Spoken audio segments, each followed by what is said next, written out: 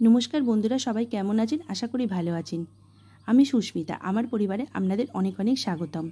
আমার ভিডিওটি ভালো লাগলে লাইক, কমেন্ট আর সাবস্ক্রাইব করে দেবেন, যাতে আরও নতুন নতুন ভিডিও আমার এই চ্যানেলে আপনারা দেখতে পারেন। আজ বানিয়েছি ধোকার ডালনা। প্রথমে 500 গ্রামের মতো ছোলার ডালকে ভিজিয়ে একটা মিক্সির জারের মধ্যে ঢেলে নেব।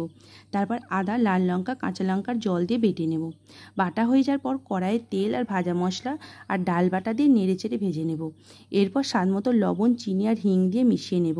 তারপর একটা থালায় সর্ষের তেল মাখিয়ে থালার চারপাশ মাখিয়ে কড়াই থেকে ডাল বাটা ঢেলে নেব। তারপর ঠান্ডা করে ছুরি দিয়ে বরফির আকারে কেটে নেব। তো কাটা হয়ে যাওয়ার পর আমি একটা থালায় সাজিয়ে নেব। এরপর একটা বাটা মশলা রেডি করব।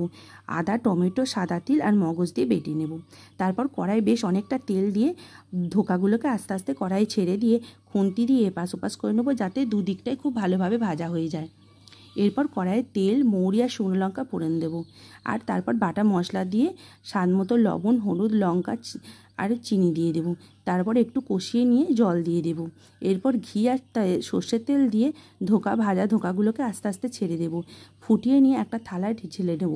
আর তার সাথে আছে ময়দার পরোটা। আর তার আমার রেডি হয়ে গেছে ধোকার সাথে ময়দার পরোটা।